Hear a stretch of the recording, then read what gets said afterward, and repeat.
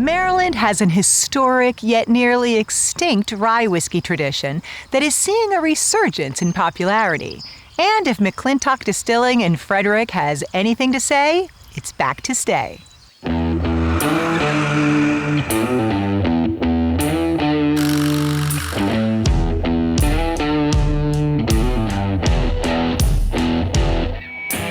We want to create unique spirits that taste great and honor the legacy and history of Maryland whiskeys and showcase the beauty of Maryland-grown grains. McClintock Distilling in Frederick, Maryland is crafting spirits like gin, vodka, and whiskey, and as the only certified organic distillery in the state, they're taking an approach that harkens back to yesteryear, when Maryland rye was world-renowned.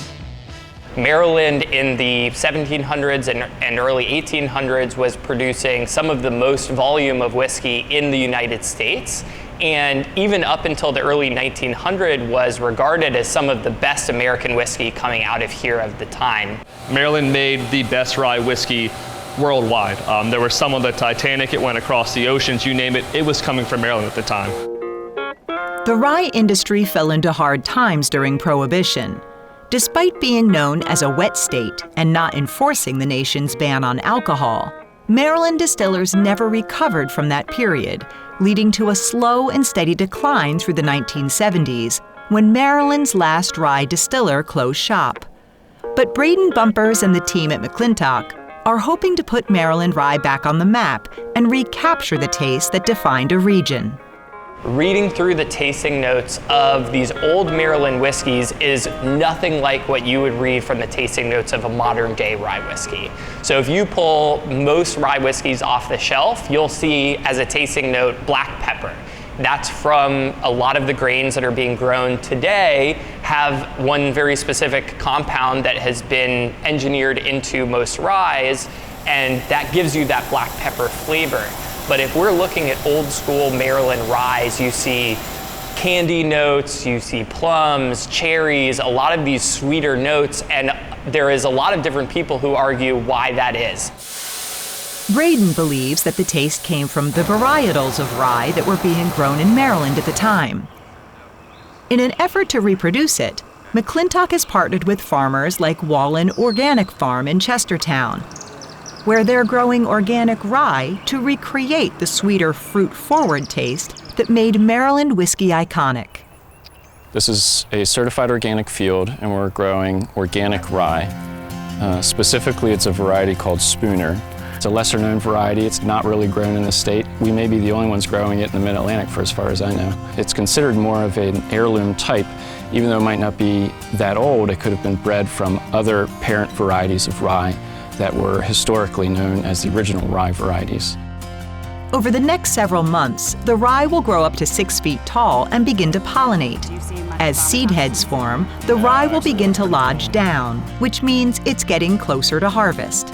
Primarily though, and what's most important is the dryness of the seed. So if you pull out a couple of these seeds and you kind of put them in between your fingernails, if you can still squish them, they're not ready, right? But once they move past the milk stage into the dough stage, they become harder and harder. And once they're hard like this, we know they're very, very close, if not ready. Paul will harvest the rye in his custom-modified PTO-pulled combine.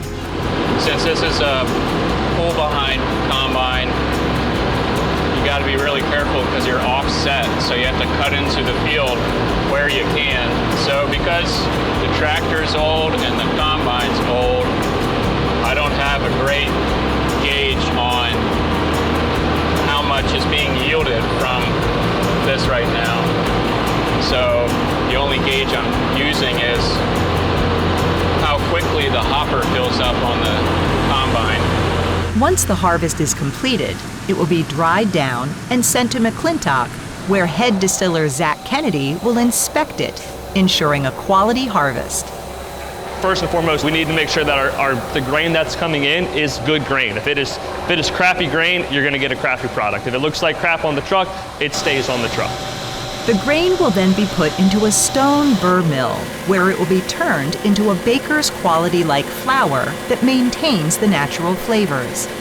It will then be heated in the mashing process, where the grain's starches are converted to fermentable sugars, which will be distilled into alcohol. The whiskey will age in barrels for 2 years. It's a long process, but not as long as the history that Braden is hoping to honor. Everybody knows about Kentucky bourbon, but Maryland rye predates Kentucky bourbon by 100 years. It really is the first American whiskey, and our goal is to really restore a lot of that history and keep growing Maryland rye across the whole country, and we think across the whole world eventually. Thanks for watching Maryland Farm and Harvest. We hope you liked the video. Make sure to subscribe so you won't miss out on future videos. To learn more about our show and watch full episodes, check out mpt.org/farm or just click the link in the description.